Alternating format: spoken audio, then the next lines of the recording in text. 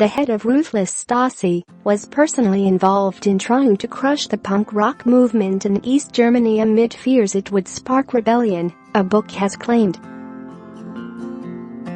Secret police in the German Democratic Republic tried to destroy the punk scene as it grew in popularity across the state in the run-up to the fall of the Berlin Wall.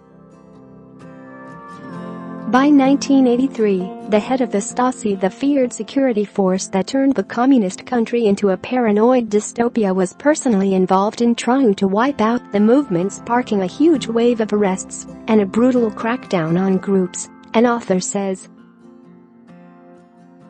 In an interview with Longreads, he describes how punks played an unsung role in bringing down the Berlin Wall, bravely continuing to perform and dress in distinctive punk outfits despite the threat of jail, beatings, or their families being persecuted. Share this article. Share. He said punks gradually lost their fear of the police and security apparatuses and, accepting they would be punished in some way, continued to protest, sparking panic among Stasi ranks as they looked to maintain control.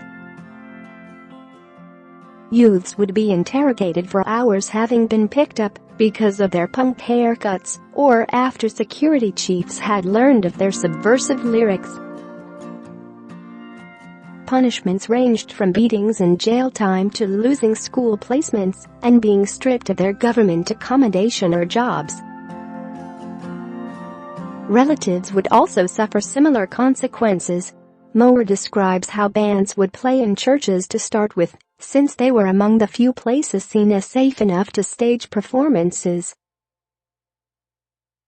He said that the very first punk in East Berlin was a girl aged just 15 who went by the name Major, who came to be an influential figure in her school and in her neighborhood. Many of the bands at the time were fronted by women, he said. When the scene began to grow, the Stasi desperately tried to suppress it, with even the head of the service, whom Mr. Mower does not name in the Longreads interview, taking a personal interest.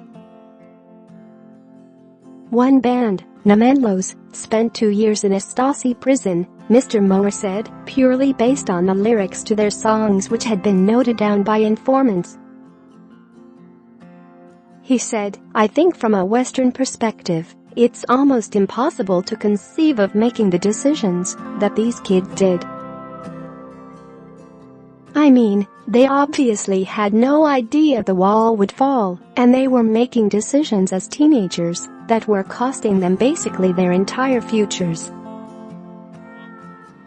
Mower interviewed some 50 people from the scene for his book, with many having kept diaries of their experiences at the time. He also consulted official Stasi reports. Huge street protests preceded the fall of the Berlin Wall in 1989, and Mower suggests this may at least partly have had its origin in small gatherings of punks years earlier. He told Longreads punks got hassled and beaten so much. A lot of them spent time in prison, came back out and kept fighting. I think for other groups to see that kind of changed the game. And as things shifted onto the streets, the punks were on the front edge, again because they'd lost their fear of the police. They knew they were going to be beaten. For 28 years, communist-controlled East Germany was cut off from the West by the Berlin Wall and the heavily armed guards that defended it.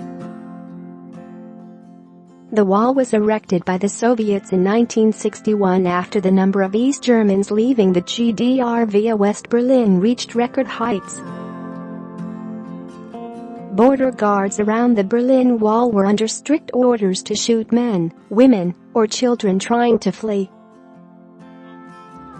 That meant escapees had to adopt covert tactics, sneaking through checkpoints, hiding in vehicles and tunneling under the concrete to get to West Berlin.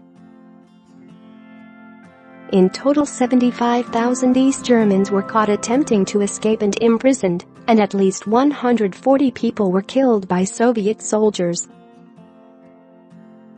The revolutions of 1989 resulted in the end of communist rule in Central and Eastern Europe and the demise of Wall.